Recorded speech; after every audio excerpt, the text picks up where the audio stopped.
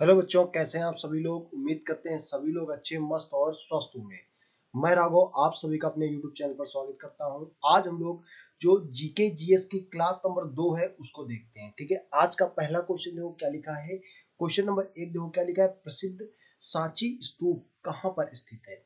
ठीक है, तो आपको इसका आंसर देना है। प्रसिद्ध जो सांची स्तूप है यह कहाँ पर स्थित है। तो देखो भाई, सांची स्तूप की अगर हम बात करते हैं तो सांची स्तूप जो है तुम्हारा अशोक ने बनवाया था। किसने बनवाया था भाई? अशोक ने सांची स्तूप को बनवाया था। किसने बनवाया था? अशोक ने बनवाया था सांची स्तूप को। अगला अगर बात करते हैं सांची स्तूप के बारे में, तो ये तुम्हारा बौद्ध का तीर्थ स्थल है, सबको पता है। लेकिन जो मेन पॉइंट है कि 1989 में इसको यूनेस्को ने अपने विश्व धरोहर स्थल में शामिल किया था। तो इसको यूनेस्को ने विश्व धरोहर स्थल में कब शामिल किया था? 1989 में। और ये कहाँ पर स्थित है? एमपी मध्य प्रदेश में यह स्थित है। तो इसका राइट आंसर क्या होगा? एमपी मध्य प्रदेश। अगले क्वेश्चन की ओर बढ़ते हैं। क्वेश्चन नंबर 27 देखो लिखा है। चीनी यात्री फरहान के शासन काल के दौरान भारत का दौरा किसने किया था? गलत लिखा है भाई। चीनी यात्री ने किसके शासन काल के दौरान चीनी यात्री ने किसके शासन काल के दौरान किसके शासन काल के दौरान शासन शासन काल के दौरान, ये तुम्हारा इसको इरेज कर देते, क्वेश्चन ही गलत लिखा है ये वाला। चीनी यात्री ने किसके शासन काल के दौरान, ये समझ लीजिए, ऐसे समझ लीजिए। चीनी यात्री ने जो किसके शासन काल के दौरान चीनी यात्री किस ने किसके शासन काल के दौरान किसके शासन काल के दौरान भारत का दौरा किया था। ठीक है, चीनी यात्री ने किसके शासन काल के दौरान भारत का दौरा किया था। तो अगर हम बात करते हैं चीनी यात्री फरहान की, तो फरहान ने चंद्रगुप्त द्वितीय के शासन काल के दौरान भारत का दौरा किया था। चीनी यात्री ने किसके? चंद्रगुप्त द्वितीय के शासन काल के दौरान भारत का दौरा किया था। अगले क्वेश्चन की बात करते हैं। क्वेश्चन लिखा है जैन मठ संस्थानों को क्या कहा जाता है। जो जैन मठ होते हैं उनके जो संस्थान होते हैं उनको क्या कहा जाता है। तो जैन मठ के जो संस्थान होते हैं उनको क्या कहते हैं भाई? तुम्हारा अपग्रह या तीर्थ या श्वेतांबर। ठीक है ना, तो श्वेतांबर जैन धर्म से संबंधित वर्ण है, लेकिन इनके तीर्थों को हम लोग नहीं करते हैं। इनको तीर्थों को हम लोग कहते हैं वासादिस। इनके तीर्थों को हम लोग, यानी कि संस्थानों को, जो तीर्थ होते हैं, इनके मठ होते हैं, उनको हम लोग कहते हैं। अगला क्वेश्चन देखो क्या लिखा है। ये देखो, इस पे तो आंसर भी मिल गया आपको, तो बड़ा ही सरल है, तो बढ़िया है, अच्छी बात है। इसका आंसर इस पे लगा हुआ है, तो कोई दिक्कत नहीं है। निम्नलिखित विकल्पों में से गलत जोड़ी का चयन कीजिए। क्वेश्चन नंबर क्या लिखा है। चंद्रगुप्त मौर्य किसके मौर्य साम्राज्य के थे? बिल्कुल सही है। बिंबिसार गुप्त के थे? गुप्त के नहीं थे भाई। बिंबिसार किसके थे भाई? गुप्त के नहीं थे, हर्यक के थे।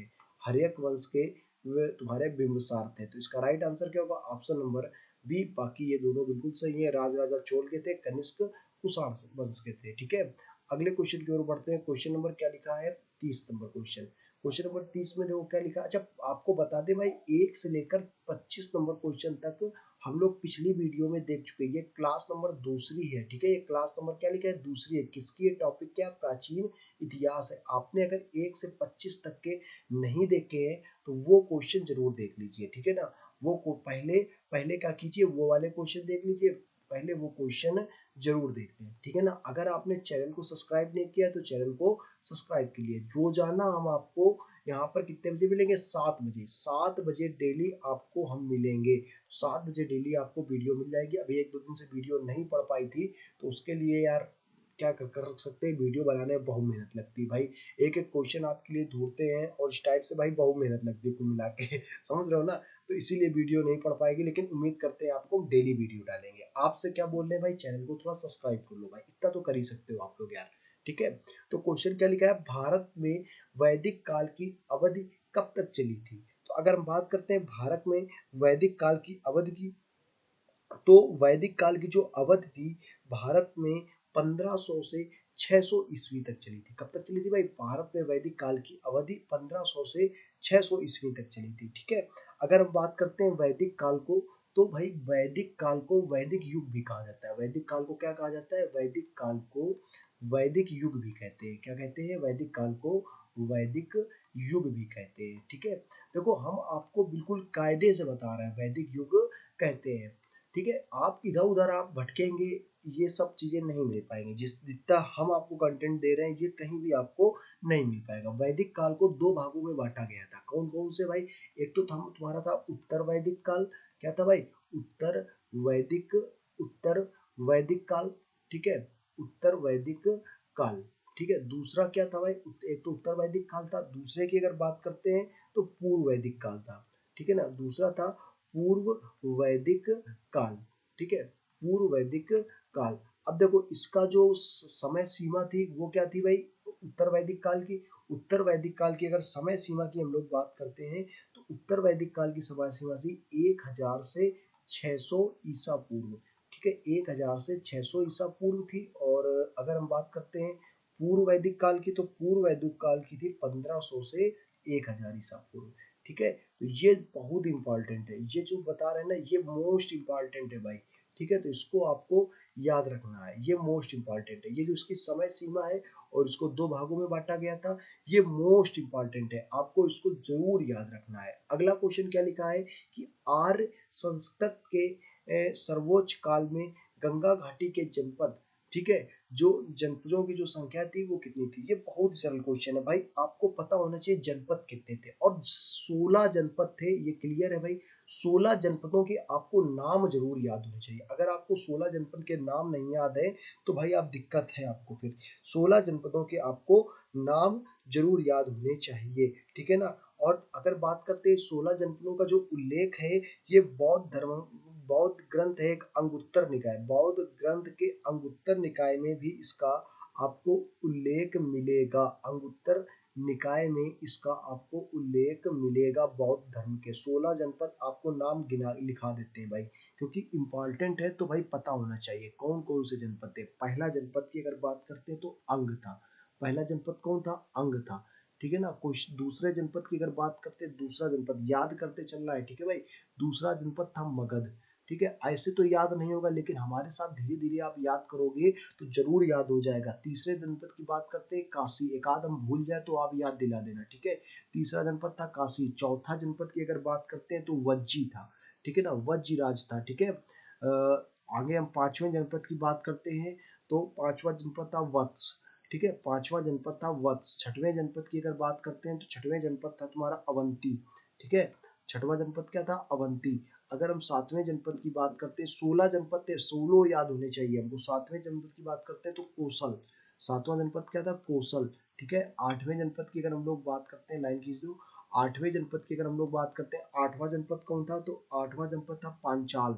ठीक है, पांचाल तुम्हारा आठवां जनपद था। ठीक है, नौवें की अगर बात करें हम लोग तो नौवा तुम्हारा मल्ल हो जाएगा। क्या हो जाएगा? मल्ल नौवा जनपद हो जाएगा। फिर है, ठीक है, दसवें की अगर बात करते हैं, दसवें की कुरु, कुरु हो जाएगा। फिर चेदी हो जाएगा। ठीक है ना, चेदी था, कंबोज था।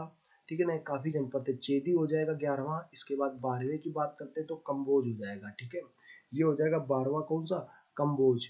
ठीक, ये सब इंपॉर्टेंट है, मोस्ट इंपॉर्टेंट है। ठीक है भाई, अगर हम 13वें जनपद की बात करते हैं तो 13वां जनपद था मत्स्य। ठीक है, 13वां जनपद क्या था? मत्स्य तुम्हारा 13वां जनपद था। 14वें जनपद की अगर बात कर लेते हैं, 14वां जनपद था सूरसेन। सूरसेन के नाम से ही जनपद था, 14वां जनपद था सूरसेन। अगर हम 15वें की अगर बात करें, 15वां जनपद कौन सा था? तो 15वां जनपद था तुम्हारा गंधार। गंधार तुम्हारा 15वां जनपद था। ठीक है ना, 16वां जनपद क्या था वो आप लोग कमेंट में बताएंगे। ठीक है, 16वां जनपद आप लोग कमेंट में बताएंगे। जल्दी से बताओ भाई कमेंट में 16वां जनपद क्या था। ठीक है, अगला क्वेश्चन देखो क्या लिखा है कि छठी शताब्दी ईसा पूर्व के प्रारंभ में भगवान महावीर स्वामी का जन्म निम्नलिखित में से किस स्थान में हुआ था? अगर हम महावीर स्वामी के जन्म की बात करें तो इनका जो जन्म हुआ था वो कब हुआ था भाई? 540 ईसा पूर्व हुआ था। 540 ईसा पूर्व हुआ था इनका जन्म। अगर कहाँ पर बात करते हैं, कुंडल ग्राम में हुआ था। कहाँ पर हुआ था भाई? कुंडल ग्राम में हुआ था। कुंडल ग्राम कहाँ पर पड़ता है? तो कुंडल ग्राम पड़ता है भाई वैशाली में। कहाँ पर हुआ था?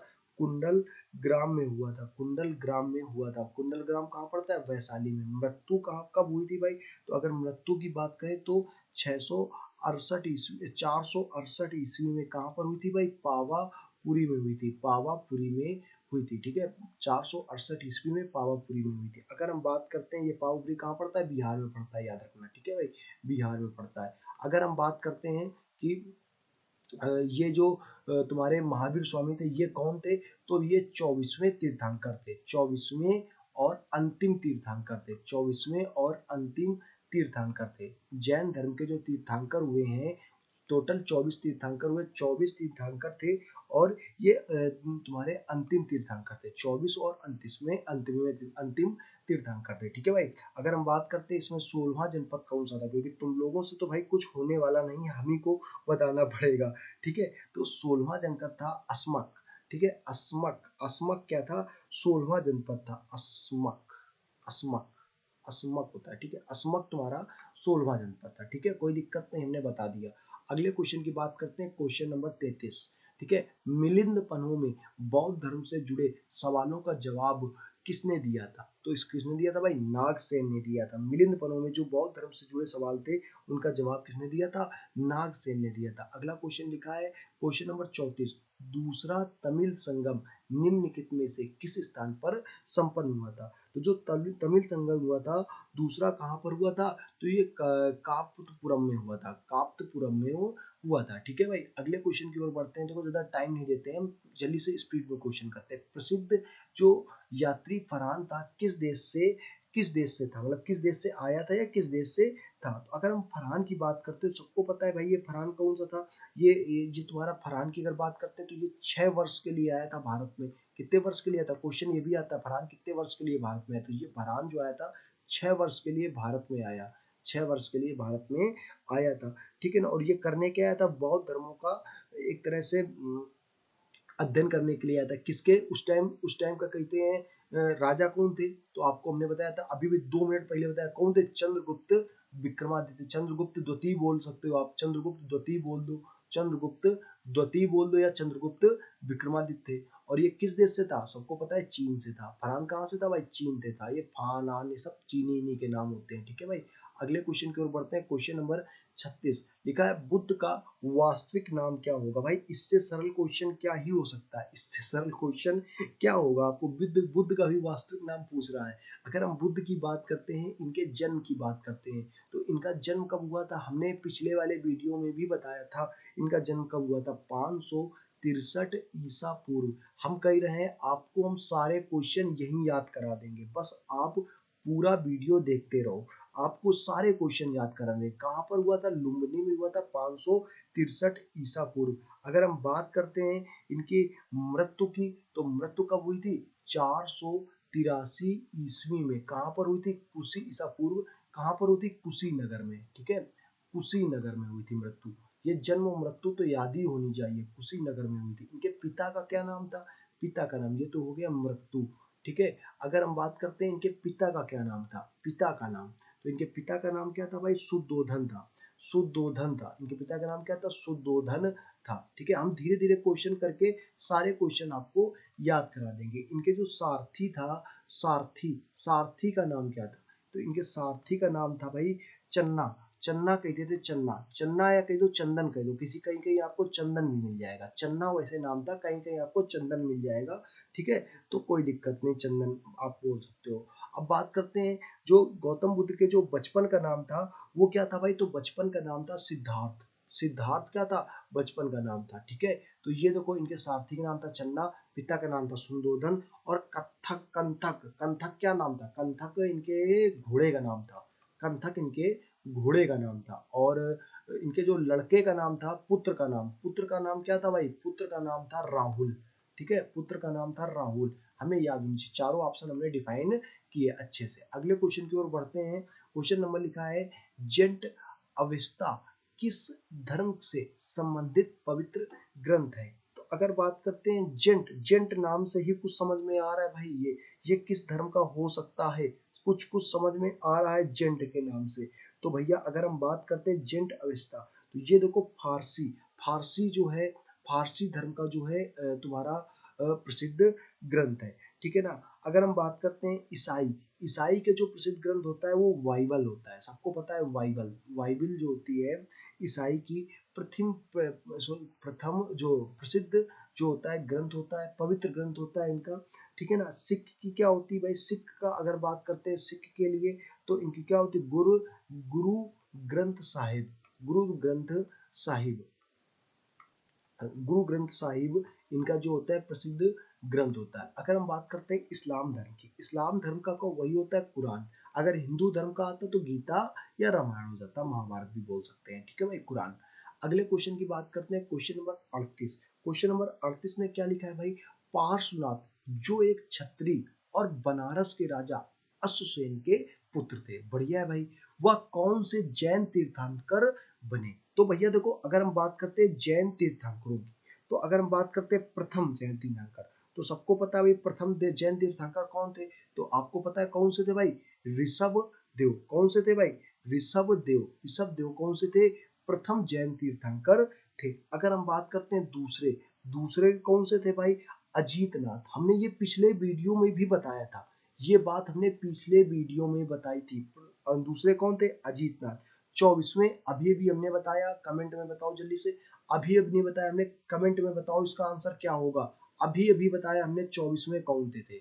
अगर हम बात करते हैं 23वें, 23वें कौन से थे भाई, पार्श्वनाथ तुम्हारे 23वें जैन तीर्थंकर थे, ठीक है भाई, कोई दिक्कत नहीं। अगले क्वेश्चन की ओर बढ़ते हैं। क्वेश्चन नंबर क्या लिखा है, 39। बौद्ध गौतम बुद्ध के निम्नलिखित उपदेशों में से किसे अग्नि उपदेश के रूप में मतलब जाना गया, अग्नि उपदेश के रूप में किसे जाना गया है। तो गौतम बुद्ध ने बहुत ही उपदेश दिए, ठीक है, तो अग्नि उपदेश के रूप में तुम्हारा ऑप्शन नंबर जो बी है, अतित पर्याय सुत, अतित पर्याय सुत, इसको क्या कहा गया भाई, अग्नि उपदेश के रूप में जाना गया है। इसमें देखो बताया गया है, गौतम बुद्ध ने बताया है कि दुखों को दूर कैसे करते हैं, दुखों के बारे में बताया गया, दुखों को दूर कैसे मतलब किया जाता है, इसके इसमें बताया गया है, ठीक है। सब कुछ पूछेगा नहीं, लेकिन हमने आपको बता दिया, ठीक है। अगले क्वेश्चन की ओर बढ़ते हैं। लिखा है बुद्ध चरित नामक महाकाव्य किसने लिखा था, ठीक है। तो अगर हम बात करते हैं बुद्ध चरित जो महाकाव्य है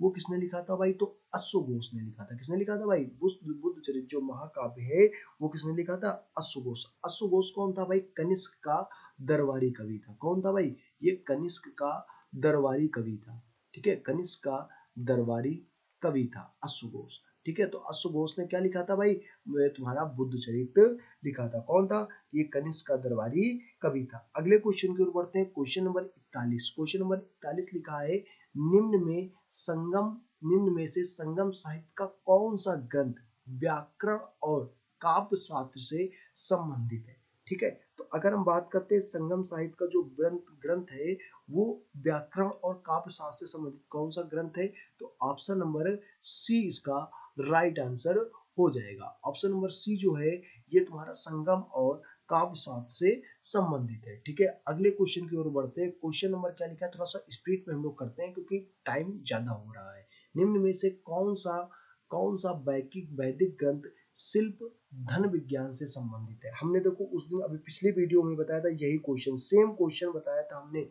ये कौन सा क्वेश्चन जो कौन सा वैदिक ग्रंथ है जो शिल्प और धन विज्ञान से संबंधित है, ठीक है। अब धन विज्ञान से धनुर्वेद मत समझ लेना भाई, धन विज्ञान से धनुर्वेद ना समझ लेना, ठीक है। अगर हम बात करते हैं तो ये तुम्हारा इसका राइट आंसर क्या होगा, शिल्प शास्त्र। शिल्प शास्त्र जो है तुम्हारा ये ग्रंथ है और ये शिल्प और धर्म विज्ञान से संबंधित है। अगले क्वेश्चन की ओर बढ़ते हैं। देखो इसके पहले बढ़ने से पहले आपको क्या करना है भाई, चैनल को सब्सक्राइब करना है। वीडियो अगर अच्छा लग रहा हो तो चैनल को सब्सक्राइब करो। अगले क्वेश्चन की ओर बढ़ते हैं। क्वेश्चन नंबर क्या लिखा है भाई, 43 लिखा है, पहली जैन परिषद कहाँ पर आयोजित हुई थी। देखो जैन संगतियां होती थी, तो पहली जैन संगति कहाँ पर आयोजित हुई थी। अगर हम बात करते हैं कब हुई थी, देखो 300 ईसा पूर्व पहली जैन संगति जो आयोजित हुई थी है। और किसकी अध्यक्षता पर थी, अध्यक्ष कौन था, तो भाई स्थूल भद्र। स्थूल भद्र कौन थे भाई, अध्यक्ष थे। स्थूल भद्र इसके अध्यक्ष थे। स्थूल भद्र जो थे अध्यक्ष थे तुम्हारे, ठीक है। और ये कहाँ पर आयोजित हुई थी, तो जल्दी से बताओ भाई कहाँ पर ये आयोजित हुई थी। कहाँ पर आयोजित थी, स्थूल भद्र इसके क्या थे, अध्यक्ष थे। और ये आयोजित कहाँ पर हुई थी, तो आयोजन की अगर बात करें तो ये हुई थी पाटलिपुत्र में। ये कहाँ पर हुई थी, पाटलिपुत्र। ऑप्शन नंबर बी इसका राइट आंसर होगा। अगले क्वेश्चन की ओर बढ़ते हैं। Question number 44। क्वेश्चन नंबर 44 का है, निम्नलिखित में से कौन सा महाकाव्य ऋषि वेदव्यास द्वारा लिखा गया है? तो ये तो बहुत सरल है यार, क्वेश्चन सबको पता होगा वेदव्यास द्वारा क्या लिखा गया है। ठीक है, अगर हम रामायण की बात करते हैं तो रामायण किसके द्वारा लिखी गई है? रामायण लिखी गई है महर्षि वाल्मीकि द्वारा। रामायण किसके द्वारा लिखी गई? महर्षि वाल्मीकि द्वारा लिखी गई है, ठीक है ना। और इसके बाद लिखा है जीवन चिंतामणि। जीवन चिंतामणि किसके द्वारा लिखी गई है? ये इसके जो लेखक थे तुम्हारे थे, ये तमिल के थे, इसलिए इसका इनका नाम है तिरुक्क देवर। तिरुक्क देवर, ठीक है, इनका नाम है। ठीक है, थोड़ा सा कठिन है। अगले क्वेश्चन की ओर बात करते हैं। अगर तुम्हारा वेदव्यास की बात करें तो वेदव्यास द्वारा क्या लिखा गया भाई? महाभारत इसका राइट आंसर होगा। क्वेश्चन नंबर लिखा है 45। क्वेश्चन नंबर 45 देखो क्या लिखा है। लिखा है पाणिनि द्वारा अष्टाध्यायी पुस्तक का विषय क्या था? तो पाणिनि द्वारा अष्टाध्यायी पुस्तक लिखी गई, सबको पता है भाई। तो अष्टाध्यायी जो पुस्तक है वो पाणिनि द्वारा का जो इसका जो विषय था क्या हो सकता है? पाणिनि तो तुम्हारे सबको पता है व्याकरण के रचयिता थे, तो व्याकरण ही इसका राइट आंसर होगा। अगले क्वेश्चन की ओर बढ़ते हैं। क्वेश्चन नंबर 46 क्या लिखा है? राष्ट्रकूट राजवंश का संस्थापक कौन थे? तो राष्ट्रकूट जो राष्ट्रवंश के संस्थापक थे वो कौन थे भाई? दंती दुर्ग। इसका राइट आंसर क्या होगा? दंती दुर्ग। दंती दुर्ग कौन थे भाई? दंती दुर्ग जो तुम्हारे थे चंद्रगुप्त मौर्य के उत्तराधिकारी थे। कौन थे भाई? चंद्रगुप्त मौर्य के उत्तराधिकारी थे। नहीं सॉरी, चंद्रगुप्त मौर्य के तो यार बिंदुसार हो गए। दंती दुर्ग कौन थे भाई? दंती दुर्ग कौन थे? दंती दुर्ग तुम्हारे इसका दंती दुर्ग कौन थे भाई? तो राष्ट्रकूट वंश के संस्थापक थे दंती दुर्ग जो तुम्हारे थे। इन्होंने राष्ट्रकूट वंश की स्थापना की थी। उत्तराधिकारी किसके थे?